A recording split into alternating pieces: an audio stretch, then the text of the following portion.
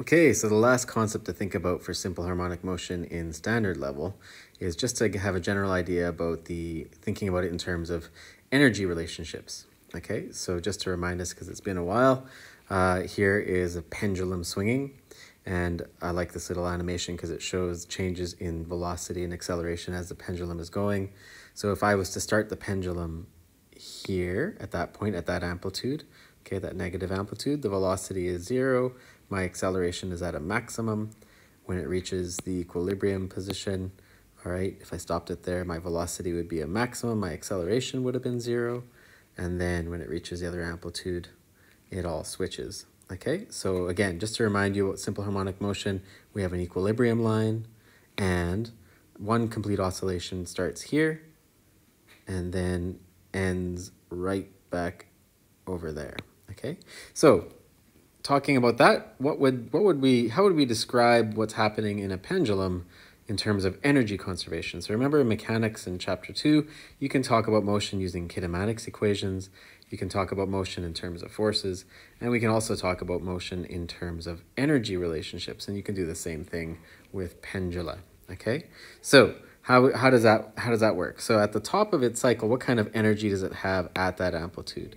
Well, work had to be done to lift that pendulum up against gravity and place it here. So that's gravitational potential energy.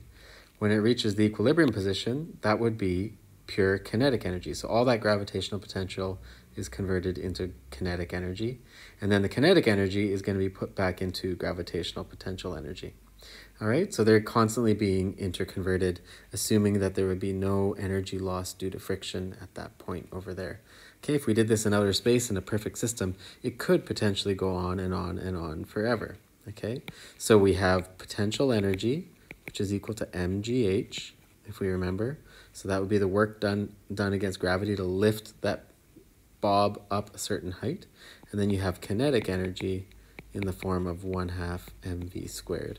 And just like everything you've done in chapter 2, you can do here to figure out exactly what the velocity of the pendulum would be at its equilibrium point. Okay, if I found the potential energy, I just equate those two equations like we did before to calculate the velocity. So if you remember, mgh is equal to 1/2 mv squared. Your masses would cancel out. I don't need to know the mass of that bulb.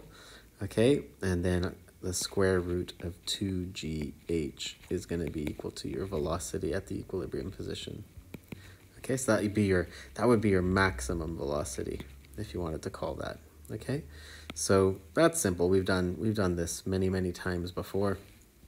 All right, and then if I knew the velocity at the equilibrium position, I could vice versa. I could find the maximum height, and then using that height, I could then calculate the angle if I wanted to. All right, so just you have tons of problems to work with that. Okay, so what does it look like in general?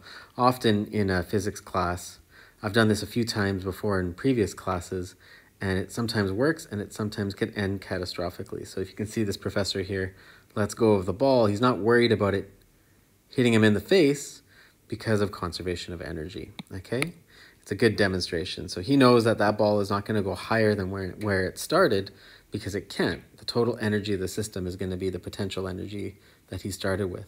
Okay, and then when he lets it go, it's going to oscillate and come right back, maybe even less, because some energy will be lost before his face. So it's a good dramatic demo to see happening in a classroom to demonstrate conservation of energy in a simple harmonic motion.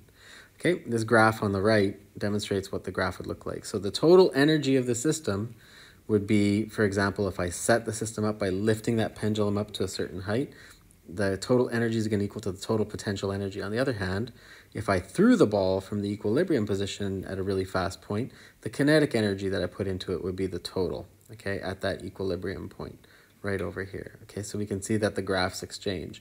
The total energy of the system would remain constant as long as no energy is being lost. Okay, as the potential energy decreases, the kinetic energy increases, and they're inverted. The exact same scalar amount is going to be increased. Okay, so the two graphs invert. Okay, and often on IB exams, they'll give you questions to say which of these graphs shows the changes in energy of a full cycle. This up here is only half the cycle. That's only going from here to there. So this is what the graph would look like, starting from Professor Lewin's face okay, to the other side, and back to his face, okay? So that's what the full graph would look like.